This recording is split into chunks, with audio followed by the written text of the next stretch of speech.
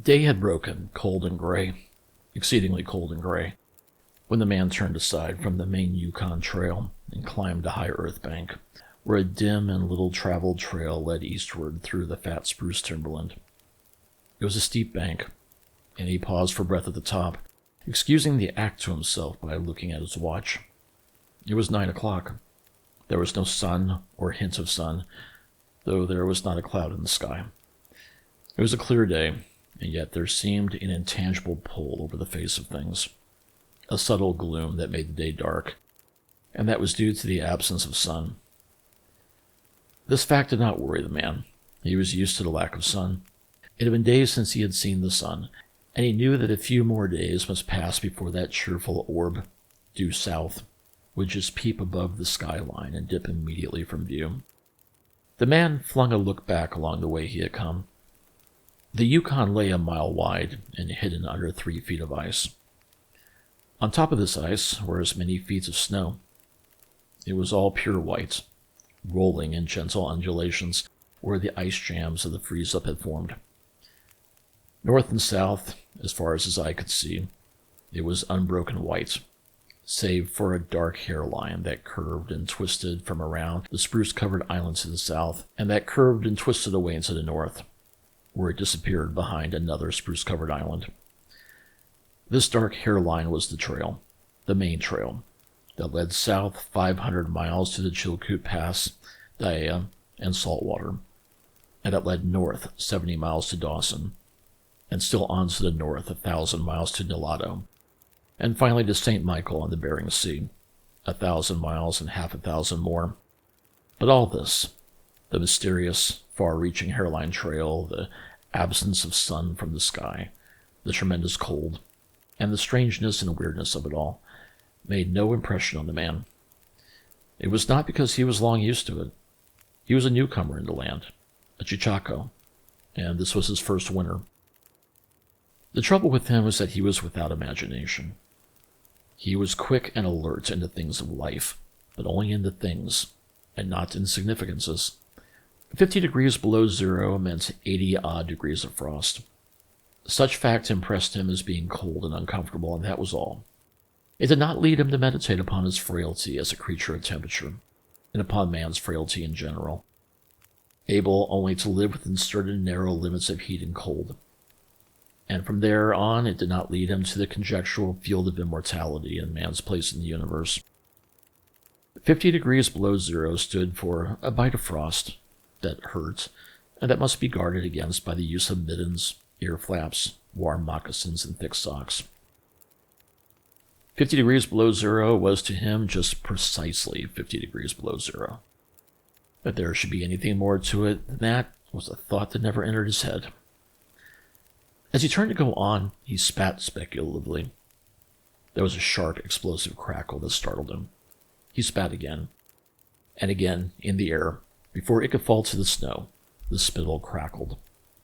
He knew that at 50 below, spittle crackled on the snow, but this spittle had crackled in the air. Undoubtedly, it was colder than 50 below. How much colder, he did not know. But the temperature did not matter. He was bound for the old claim on the left fork of Henderson Creek, where the boys were already. They had come over across the divide from the Indian Creek country, while he had come the roundabout way to take a look at the possibilities of getting out logs in the spring from the islands in the Yukon. He would be into camp by 6 o'clock. A bit after dark, it was true, but the boys would be there. A fire would be going, and a hot supper would be ready. As for lunch, he pressed his hand against the protruding bundle under his jacket. It was also under his shirt, wrapped up in a handkerchief and lying against the naked skin. It was the only way to keep the biscuits from freezing. He smiled agreeably to himself as he thought of those biscuits, each cut open and sopped in bacon grease, and each enclosing a generous slice of fried bacon. He plunged in among the big spruce trees. The trail was faint. A foot of snow had fallen since the last sled had passed over, and he was glad he was without a sled, traveling light. In fact, he carried nothing but the lunch wrapped in the handkerchief. He was surprised, however, at the cold. It certainly was cold, he concluded, as he rubbed his numb nose and cheekbones with his mittened hand. He was a warm-whiskered man, but the hair on his face did not protect the high cheekbones and the eager nose that thrust itself aggressively into the frosty air. At the man's heels trotted a dog, a big native husky, the proper wolf dog, gray-coated and without any visible or temperamental difference from its brother, the wild wolf. The animal was depressed by the tremendous cold, and knew that it was no time for traveling. Its instinct told it a truer tale than was told to the man by the man's judgment. In reality, it was not merely colder than 50 below zero. It was colder than 60 below, than 70 below. It was 75 below zero. Since the freezing point is 32 above zero, it meant that 107 degrees of frost obtained. The dog did not know anything about thermometers. Possibly in its brain there was no sharp consciousness of a condition of very cold, such as was in the man's brain. But the brute had its instinct. It experienced a vague but menacing apprehension that subdued it and made it slink along at the man's heels, and that made it question eagerly every unwanted movement of the man, as if expecting him to go into camp or to seek shelter somewhere and build a fire. The dog had learned fire, and it wanted fire, or else to burrow under the snow and cuddle its warmth away from the air. The frozen moisture of his breathing had settled on its fur in a fine powder of frost, and especially were its jowls, muzzle, and eyelashes whitened by its crystal breath. The man's red beard and mustache were likewise frosted, but more solidly, the deposit taking the form of ice and increasing with every warm, moist breath he exhaled. Also, the man was chewing tobacco, and the muzzle of ice held his lips so rigidly that he was unable to clear his chin when he expelled the juice. The result was that a crystal beard of the color and solidity of amber was increasing its length on his chin. If he fell down, it would shatter itself like glass into brittle fragments. But he did not mind the appendage. It was the penalty all tobacco chewers paid in that country, and he had been out before in 2 cold snaps. They had not been so cold as this, he knew, but by the spirit thermometer at 60 mile, he knew they had been registered at 50 below and at 55. He held on through the level stretch of woods for several miles, crossed a wide flat, and dropped down a bank to the frozen bed of a small stream. This was Henderson Creek, and he knew he was 10 miles from the forks. He looked at his watch. It was 10 o'clock. He was making 4 miles an hour, and he calculated that he would arrive at the forks at 12:30. He decided to celebrate that event by eating his lunch there. The dog dropped in again at his heels, with the tail drooping discouragement, as the man swung along the creek bed. The furrow of the old sled trail was plainly visible, but a dozen inches of snow covered the marks of the last runners. In a month, no man had come up or down that silent creek. The man held steadily on.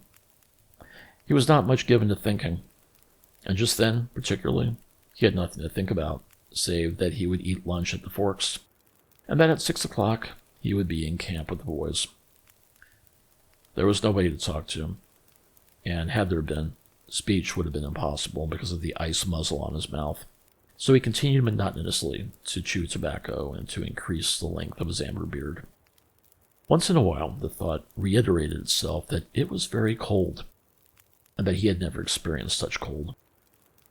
As he walked along, he rubbed his cheekbones and nose with the back of his mittened hand.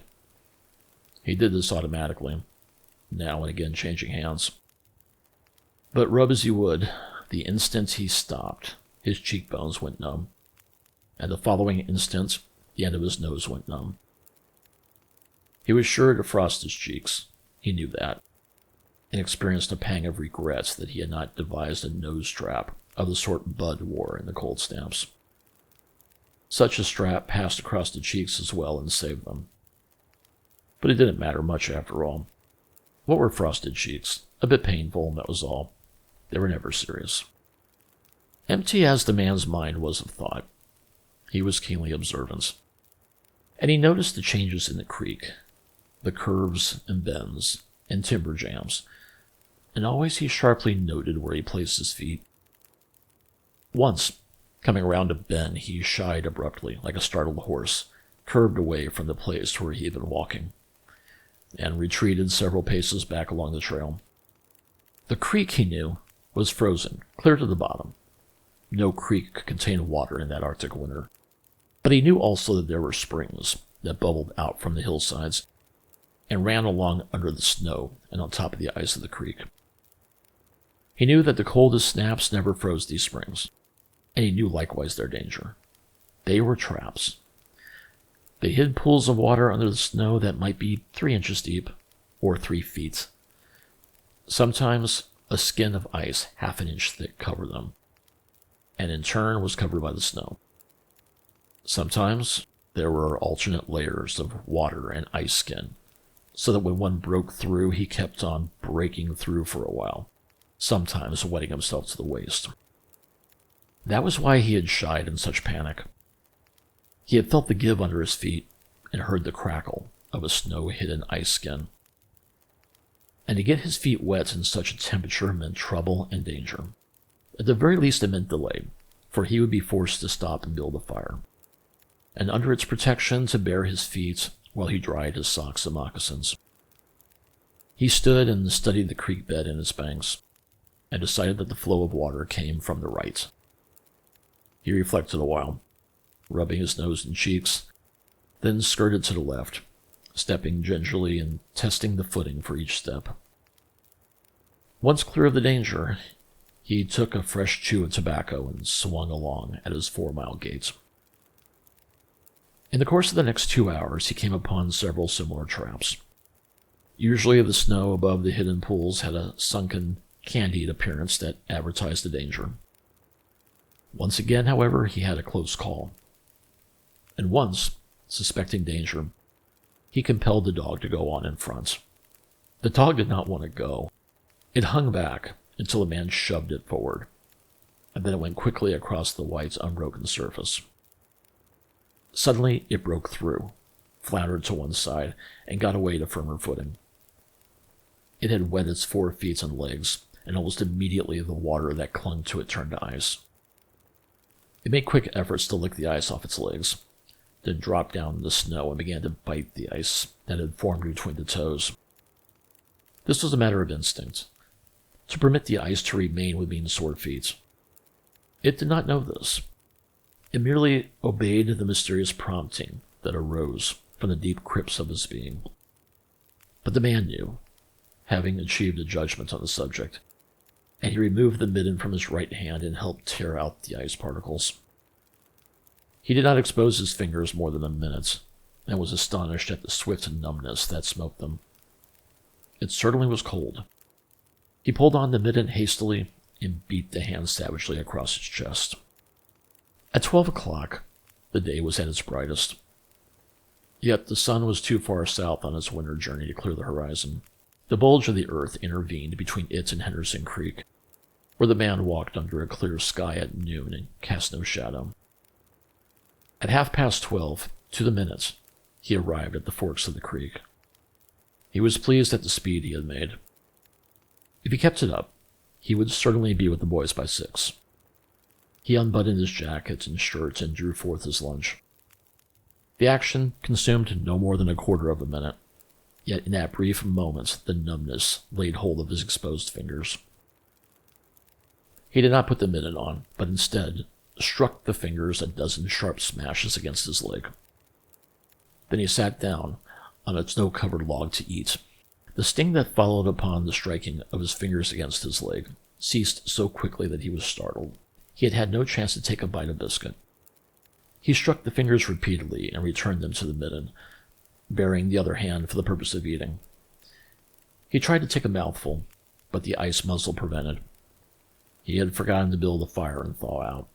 He chuckled at his foolishness, and as he chuckled, he noted the numbness creeping into the exposed fingers. Also, he noted that the stinging, which had first come to his toes when he sat down, was already passing away. He wondered whether the toes were warm or numb. He moved them inside the moccasins and decided that they were numb. He pulled the midden on hurriedly and stood up. He was a bit frightened. He stamped up and down until the stinging returned into the feet. It certainly was cold, was his thought. That man from Sulphur Creek had spoken the truth when telling how cold it sometimes got in the country. And he had laughed at him at the time. That showed one must not be too sure of things. There was no mistake about it. It was cold. He strode up and down, stamping his feet and threshing his arms, until reassured by the returning warmth. Then he got out matches and proceeded to make a fire. From the undergrowth, where a high water of the previous spring had lodged a supply of seasoned twigs, he got his firewood. Working carefully from a small beginning, he soon had a roaring fire, over which he thawed the ice from his face and in the protection of which he ate his biscuits. For the moment, the cold of space was outwitted. The dog took satisfaction in the fire, stretching out close enough for warmth, and far enough away to escape being singed. When the man had finished, he filled his pipe and took his comfortable time over a smoke. Then he pulled on his mittens, settled the ear flaps of his cap firmly about his ears, and took the creek trail up the left fork. The dog was disappointed and yearned back toward the fire. This man did not know cold.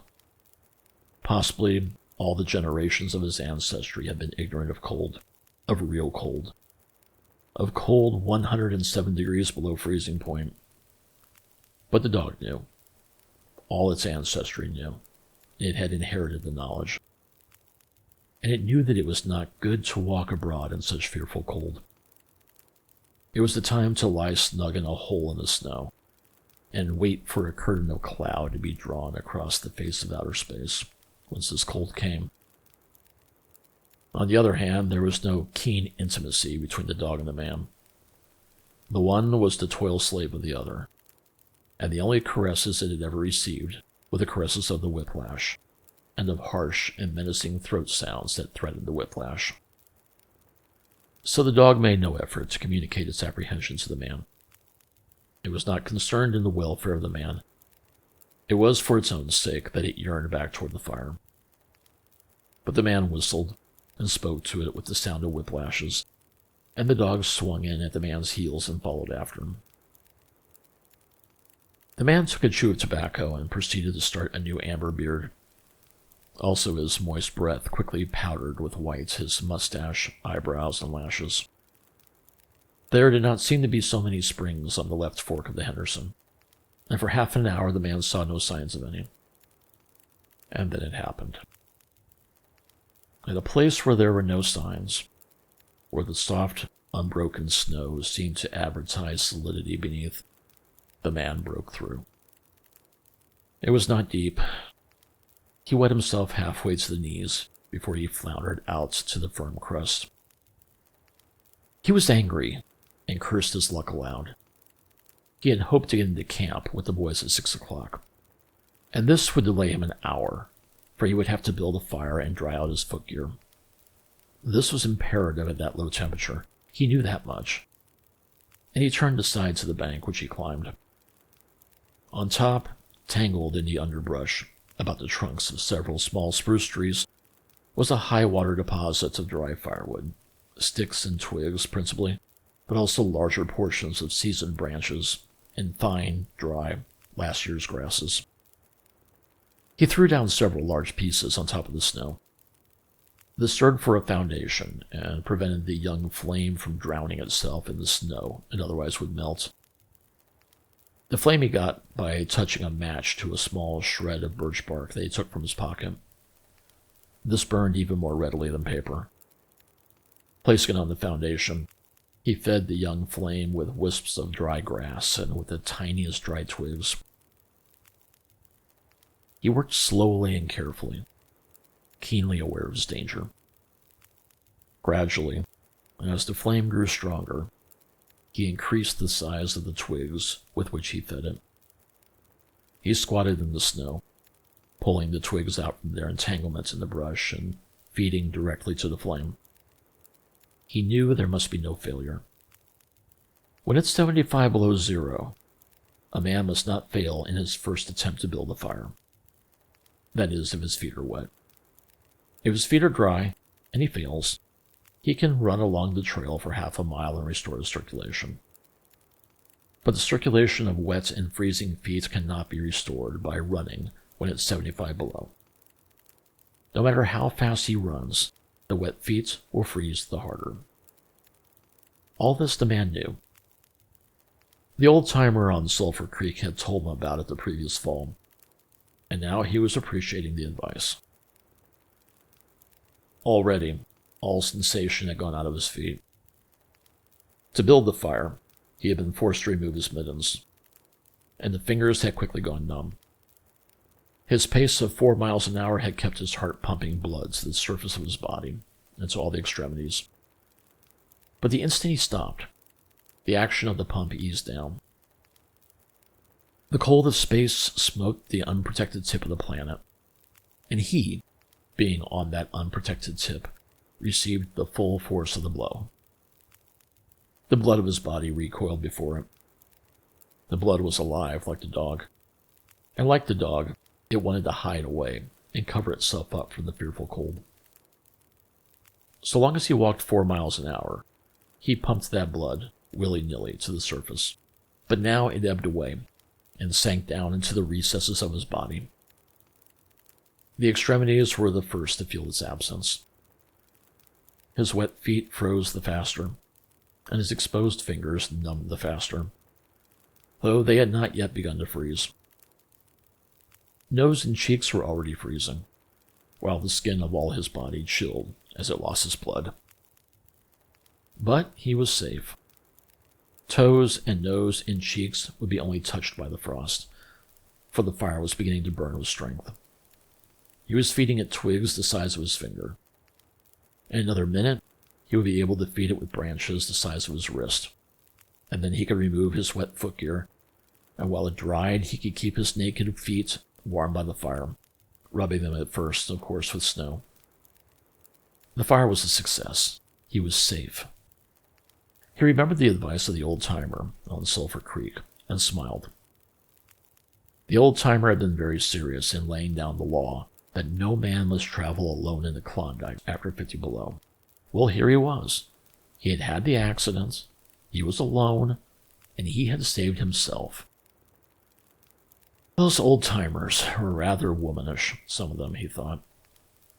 All a man had to do was keep his head, and he was all right. Any man who was a man could travel alone. But it was surprising, the rapidity with which his cheeks and nose were freezing. And he had not thought his fingers could go lifeless in so short a time. Lifeless they were, for he could scarcely make them move together to grip a twig, and they seemed remote from his body and from him. When he touched a twig, he had to look and see whether or not he had hold of it. The wires were pretty well down between him and his finger ends, all of which counted for little. There was the fire, snapping and crackling and promising life with every dancing flame. He started to untie his moccasins. They were coated with ice. The thick German socks were like sheaths of iron halfway to the knees, and the moccasin strings were like rods of steel, all twisted and knotted as if by some conflagration. For a moment he tugged with his numbed fingers. Then, realizing the folly of it, he drew his sheath knife. But before he could cut the strings, it happened. It was his own fault, or rather his mistake. He should not have built the fire under the spruce tree. He should have built it in the open. But it had been easier to pull the twigs from the brush and drop them directly on the fire. Now, the tree under which he had done this carried a weight of snow on its boughs. No wind had blown for weeks, and each bough was fully freighted. Each time he had pulled a twig, he had communicated a slight agitation to the tree. An imperceptible agitation, so far as he was concerned, but an agitation sufficient to bring about the disaster. High up in the tree, one bough capsized this load of snow. This fell on the boughs beneath, capsizing them. This process continued, spreading out and involving the whole tree. It grew like an avalanche, and it descended without warning upon the man and the fire was blotted out. Where it had burned was a mantle of fresh and disordered snow. The man was shocked. It was as though he had just heard his own sentence of death. For a moment he sat and stared at the spot where the fire had been. Then he grew very calm. Perhaps the old-timer on Sulphur Creek was right. If he had only had a trail mate, he would have been in no danger now. The trail mates could have built the fire. Well, it was up to him to build the fire over again, and this time there must be no failure. Even if he succeeded, he would most likely lose some toes. His feet must be badly frozen by now, and there would be some time before the second fire was ready. Such were his thoughts, but he did not sit and think them. He was busy all the time. They were passing through his mind. He made a new foundation for a fire, this time in the open, where no treacherous tree could blot it out. Next he gathered dry grasses and tiny twigs from the high water flotsam. He could not bring his fingers together to pull them out, but he was able to gather them by the handful. In this way he got many rotten twigs and bits of green moss that were undesirable, but it was the best he could do.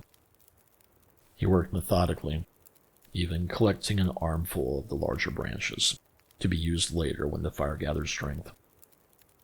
And all the while, the dog sat and watched him, a certain yearning wistfulness in its eyes, for it looked upon him as the fire provider, and the fire was slow in coming. When all was ready, the man reached in his pocket for a second piece of birch bark. He knew the bark was there, and though he could not feel it with his fingers, he could hear its crisp rustling as he fumbled for it. Try as he would, he could not clutch hold of it. And all the time, in his consciousness, was the knowledge that each instant his feet were freezing. This thought tended to put him in a panic, but he fought against it and kept calm. He pulled on his mittens with his teeth and threshed his arms back and forth, beating his hands with all his might against his sides. He did this sitting down, and he stood up to do it, and all the while the dog sat in the snow, its wolf brush of a tail curled around warmly over its forefeet, its sharp wolf ears pricked forward intently as it watched a man. And the man, as he beat and threshed with his arms and hands, felt a great surge of envy as he regarded the creature that was warm and secure in its natural covering. After a time, he was aware of the first faraway signals of sensation in his beaten fingers. The faint tingling grew stronger, till it evolved into a stinging ache that was excruciating, but which the man hailed with satisfaction. He stripped the mitten from his right hand and fetched forth the birch bark. The exposed fingers were quickly going numb again. Then he brought out his bunch of sulphur matches. But the tremendous cold had already driven the life out of his fingers. In his effort to separate one match from the others, the whole bunch fell in the snow. He tried to pick it out of the snow, but failed. The dead fingers could neither touch nor clutch. He was very careful. He drove the thoughts of his freezing feet and nose and cheeks out of his mind, devoting his whole soul to the matches. He watched, using the sense of vision in place of that of touch, and when he saw his fingers on each side, the bunch, he closed them. He watched, using the sense of vision in place of that of touch, and when he saw his fingers on each side, the bunch, he closed them. That is, he willed to close them, for the wires were drawn, and the fingers did not obey. He pulled the mitten on the right hand and beat it fiercely against his knee. Then, with both mittened hands, he scooped the bunch of matches, along with much snow, into his lap. Yet he was no better off. After some manipulation, he managed to get the bunch between the heels of his mittened hands. In this fashion, he carried it to his mouth. The ice crackled and snapped when by a violent effort he opened his mouth. He drew the lower jaw in, curled the upper lip out of the way, and scraped the bunch with his upper teeth in order to separate a match. He succeeded in getting one, which he dropped on his lap. He was no better off. He could not pick it up. Then he devised a way. He picked it up in his teeth and scratched it on his leg. 20 times he scratched before he succeeded in lighting it. As it flamed, he held it with his teeth to the birch bark. But the burning brimstone went up his nostrils and into his lungs, causing him to cough spasmodically. The match fell into the snow and went out. The old-timer on Sulphur Creek was right, he thought, in the moments of controlled despair that ensued. After 50 below, a man should travel with a partner. He beat his hands, but failed in exciting any sensation. Suddenly he bared both hands, removing the mittens with his teeth. He caught the whole bunch between the heels of his hands. His arm muscles, not being frozen, enabled him to press the hand heels tightly against the matches. Then he scratched the bunch along his leg. It flared into flame, 70 sulfur matches at once. There was no wind to blow them out. He kept his head to one side to escape the strangling fumes, and held the blazing bunch to the birch bark. As he so held it, he became aware of sensation in his hand. His flesh was burning. He could smell it. Deep down below the surface, he could feel it. The sensation developed into pain that grew acute. And still he endured it, holding the flame of the matches clumsily to the bark that would not light readily because his own burning hands were in the way, absorbing most of the flame.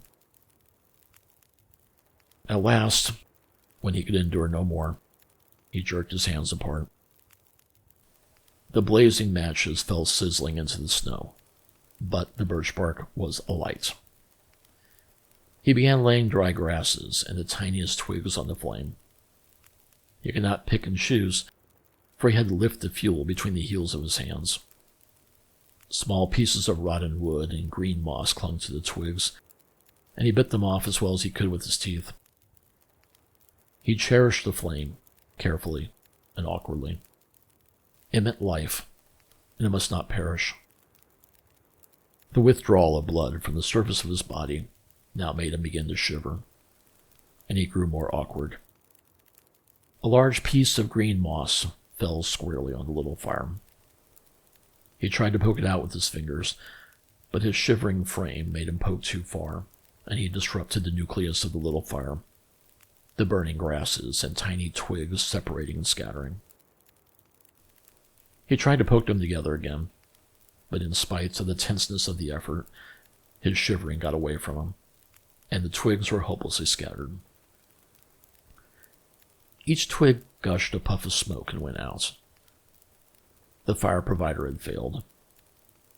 As he looked apathetically about him, his eyes chanced on the dog, sitting across the ruins of the fire from him in the snow, making restless, hunching movements, slightly lifting one forefoot and then the other, shifting its weight back and forth on them with wistful eagerness.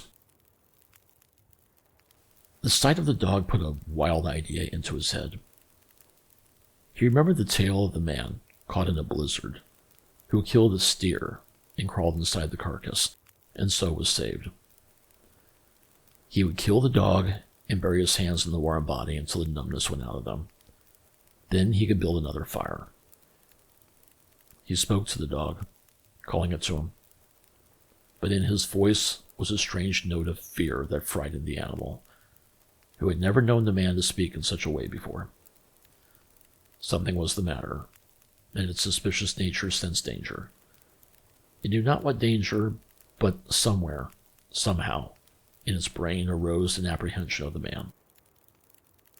It flattened its ears down at the sound of the man's voice, and its restless, hunching movements, and the liftings and shiftings of his forefeet became more pronounced, but it would not come to the man. He got on his hands and knees and crawled toward the dog. This unusual posture again excited suspicion, and the animal sidled mincingly away. The man sat up in the snow for a moment and struggled for calmness. Then he pulled on his mittens by means of his teeth and got upon his feet. He glanced down at first in order to assure himself that he was really standing up, for the absence of sensation in his feet left him unrelated to the earth. His erect position in itself started to drive the webs of suspicion from the dog's mind. And when he spoke peremptorily, with the sound of whiplashes in his voice, the dog rendered its customary allegiance and came to him. As it came within reaching distance, the man lost his control. His arms flashed out to the dog, and he experienced genuine surprise when he discovered that his hands could not clutch, that there was neither bend nor feeling in his fingers. He had forgotten for the moment that they were frozen, and that they were freezing more and more. All this happened quickly, and before the animal could get away, he encircled its body with his arms. He sat down in the snow, and in this fashion held the dog, while it snarled and whined and struggled. But it was all he could do, hold its body encircled in his arms and sit there. He realized he could not kill the dog. There was no way to do it. With his helpless hands, he could neither draw nor hold his sheath knife, nor throttle the animal. He released it, and it plunged wildly away, with tail between its legs, and still snarling.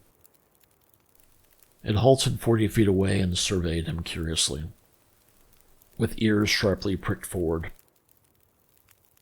The man looked down at his hands in order to locate them, and found them hanging on the ends of his arms. It struck him as curious that one should have to use his eyes in order to find out where his hands were. He began threshing his arms back and forth, beating the mittened hands against his sides.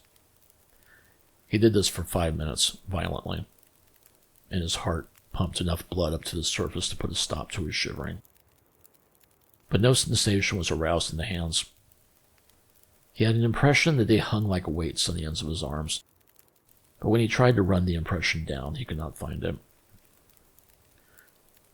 A certain fear of death, dull and oppressive, came to him. This fear quickly became poignant as he realized that it was no longer a mere matter of freezing his fingers and toes, or of losing his hands and feet, but that it was a matter of life and death, with the chances against him.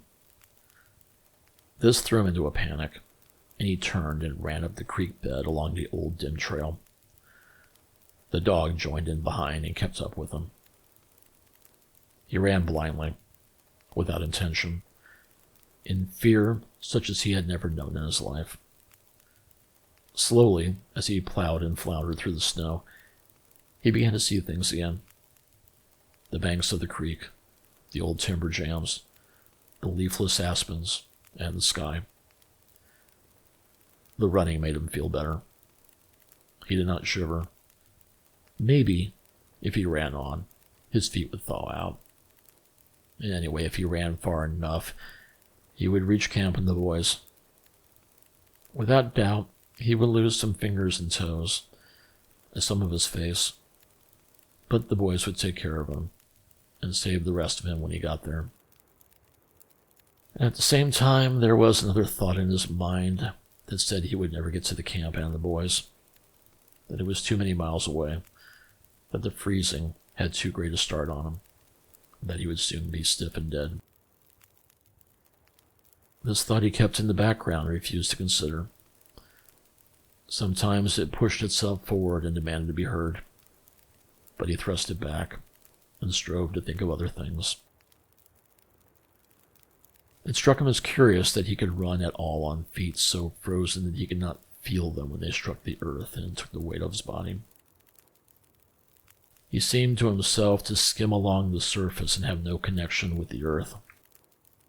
Somewhere, he had once seen a winged Mercury, and he wondered if Mercury felt as he felt when skimming over the earth.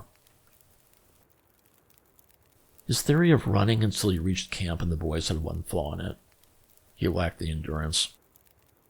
Several times he stumbled, and finally he tottered, crumpled up, and fell. When he tried to rise, he failed. He must sit and rest, he decided, and next time he would merely walk and keep on going. As he sat and regained his breath, he noted that he was feeling quite warm and comfortable. He was not shivering, and it even seemed that a warm glow had come to his chest and trunk. And yet, when he touched his nose or cheeks, there was no sensation. Running would not thaw him out, nor would it thaw out his hands and feet. Then the thought came to him that the frozen portions of his body must be extending. He tried to keep this thought down, to forget it, to think of something else. He was aware of the panicky feeling that it caused, and he was afraid of the panic. But the thought asserted itself and persisted until it produced a vision of his body totally frozen. This was too much, and he made another wild run along the trail. Once he slowed down to a walk, but the thoughts of the freezing extending itself made him run again. And all the time the dog ran with him at his heels. When he fell down a second time, it curled its tail over its 4 feet and sat in front of him, facing him, curiously eager and intent. The warmth and security of the animal angered him, and he cursed it till it flattened down its ears appeasingly. This time the shivering came more quickly upon the man. He was losing in his battle with the frost. It was creeping into his body from all sides. The thought of it drove him on, but he ran no more than 100 feet when he staggered and pitched headlong. It was his last panic. When he had recovered his breath and control, he sat up and entertained in his mind the conception of meeting death with dignity. However, the conception did not come to him in such terms. His idea of it was that he had been making a fool of himself, running around like a chicken with its head cut off. Such was the simile that occurred to him. Well, he was bound to freeze anyway, and he might as well take it decently. With this newfound peace of mind came the first glimmerings of drowsiness. A good idea, he thought, to sleep off to death. It was like taking an anesthetic. Freezing was not so bad as people thought.